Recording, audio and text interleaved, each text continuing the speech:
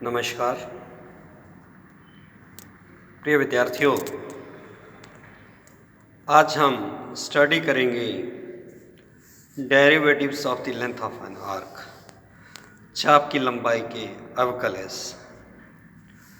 और किसी चाप की लंबाई के अवकलज ज्ञात करने से पहले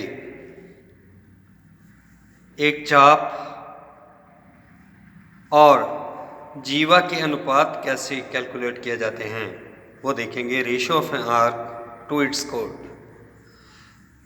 मान लीजिए कोई कण किसी वक्र में गतिमान है, P और Q वक्र के ऊपर दो बिंदु हैं और बिंदु Q से P पर खींची गई स्पर्श रेखा पर हम लंब QM डालते हैं। अब जो एंगल MPQ है, लेट दैट इज अल्फा। तो अब ज्योमेट्रिकली आप कह सकते हैं कि एक जीवा PQ जो स्ट्रेट लाइन जॉइन PQ, तो एक तो जीवा PQ है, एक जो वक्र PQ है उसे हम कहते हैं चाप PQ। तो अपने क्या ऑब्जर्व कर रहे हैं कि जीवा PQ इज लेस देन चाप PQ is less then PM plus Q है, क्योंकि किसी भी ट्रायंगल में दो भुजाओं का सम तीसरी भुजा से सदैव बड़ा होता है। डिवाइडिंग बोथ साइड्स बाय जीवा PQ, तो आपके पास क्या आ गया, 1 इज लेस देन चाप PQ बटे जीवा PQ is less then PM plus QM upon जीवा PQ। आज जीवा PQ क्या है, एक डिस्टेंस, ये एक स्ट्रेट लाइन है, तो हम लिख सकते हैं कि 1 इज लेस देन चाप PQ अपॉन जीवा PQ is less then PM upon PQ plus QM upon PQ।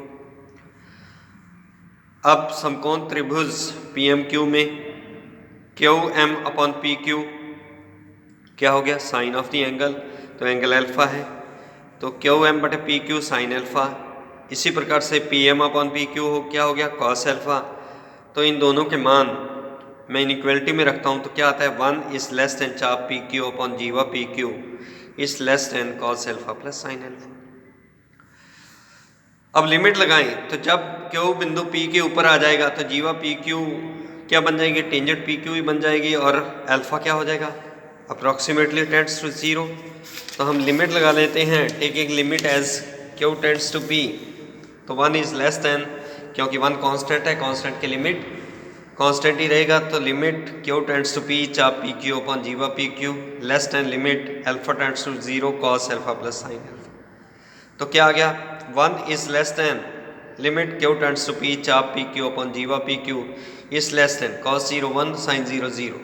तो कह रहे हैं एक तरफ 1 इज लेस देन लिमिट चाप PQ अपॉन जीवा PQ और दूसरी तरफ कह रहे हैं कि लिमिट चाप PQ अपॉन जीवा PQ is less than 1। So combining these two we can say that limit of चाप या arc PQ upon chord PQ Q tends to 0 is always 1।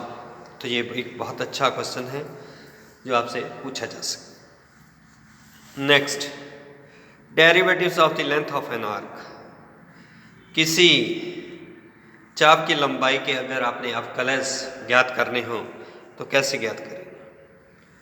तो पहले ही फॉर्म में लेता हूं कि अगर आपके पास वक्र की equation y is equal to fx कार्तीय फॉर्म में दे रखी हो, y in terms of x दिया गया हो, तो हम ds बाई dx कैलकुलेट करना है, तो वो कैसे कैलकुलेट करेंगे, चाप की लंबाई का x के सापेक्ष अवकलज अगर y is a function of x हो।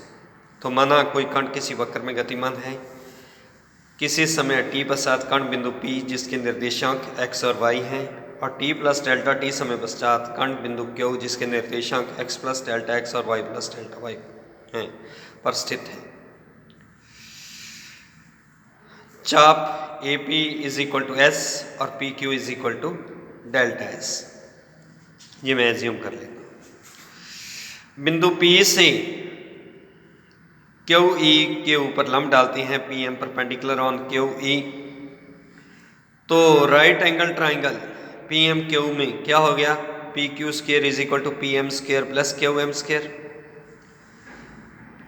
तो PQ let that is delta C मैं एज्यूम कर लेता हूं, तो delta C square is equal to क्या आ गया, पी एम किसके इक्वल है, डेल्टा ई के, तो which is equal to delta X, तो delta C square is equal to delta x square plus delta y square. मैं डेल्टा लेफ्ट हैंड साइड में डेल्टा एस से डिवाइड कर देता हूँ और उसी से मल्टीप्लाई कर देता हूँ और साथ में होल इक्वेशन को डेल्टा एक्स स्क्वायर से डिवाइड कर देता हूँ। तो आपके पास क्या आ गया, delta C square upon delta S square is into delta S का whole square upon delta x square is equal to 1 plus delta Y का square upon delta x square. Limit क्या है, as Q tends to P, तो it means delta X tends to 0, delta Y tends to 0। तो आपके पास क्या हो गया, limit delta C upon delta S का whole square into limit delta S upon delta X का whole square is equal to limit delta X tends to 0 1 plus delta Y upon delta X का whole square. तो delta C upon delta S, पिछला article जीवा P Q upon चाप P Q या चाप P Q upon जीवा P Q, दोनों की वैल्यू क्या है 1, तो 1 into D S by D x का square is equal to 1 plus D Y by D x का होल स्क्वायर। तो आपके पास क्या आ गया, D S by D x is equal to root 1 plus D Y by D x का square. इसी प्रकार से अगर आपकी equation x in terms of y दे रखी हो, तो यहाँ हमने डिवाइड किया था डेल्टा x से, अगर उसे डेल्टा y से डिवाइड कर दें और बाकी सारा एज इट इज चलें, तो आपके पास आ जाएगा d s upon d y is equal to root 1 plus d x upon d y का स्क्वायर। तो इस प्रकार से अगर चाप की लंबाई s का आपको x के सापेक्ष अवकलज ज्ञात करना है, अगर y is a function of x दे रखा है, तो d S by D x is equal to root 1 plus D Y by D x का होल स्क्वायर। और अगर x इन टर्म्स y दे रखा है, तो d s upon d y is equal to root 1 plus d x upon d y का square. एक numerical देखिए, कहता है किसी parabola y square is equal to 4ax, क्योंकि y square is equal to 4ax right handed parabola की equation है, prove that d S by D x is equal to root a plus x upon x. तो आपके पास क्या है, जो समीकरण एक तो कार्टेशियन फॉर्म में दे रखी है, एक्स और वाई के टर्म्स में दे रखी है, और दूसरा y is a function of x, y square is equal to 4ax दे रखा है। तो मेरे को d s upon d x calculate करना है, तो सबसे पहले मैं d Y by D x calculate करूँगा। तो y square is equal to 4ax, differentiating both sides with respect to x। तो आपके पास क्या आया, वाई स्क्वायर का 2y into d Y by D x is equal to 4a।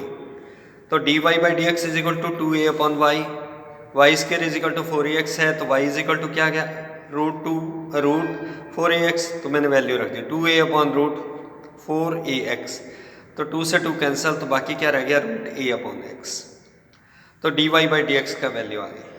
अब मैंने अभी ऊपर फॉर्मूला कैलकुलेट किया था कि d S by D x is equal to क्या होता है, root 1 plus D Y by D x का स्क्वायर, और d Y by D x की वैल्यू आपने कैलकुलेट की है रूट ए अपॉन एक्स। तो d Y by D x का स्क्वायर क्या हो जाएगा, ए अपॉन एक्स। एलसीएम लेंगे तो ये बन जाएगा d s upon d x is equal to root a plus x upon x. तो इस प्रकार से किसी भी चाप की लंबाई के अवकलज आप ज्ञात कर सकते हैं अगर कार्टेशियन फॉर्म दे रखी है। इसी प्रकार से अगर आपके पास पैरामीट्रिक फॉर्म या पोलर फॉर्म दे रखी है, तो उसके अवकलज कैसे ज्ञात करेंगे, ये हम अगले लेक्चर में अध्ययन करेंगे। Thank you.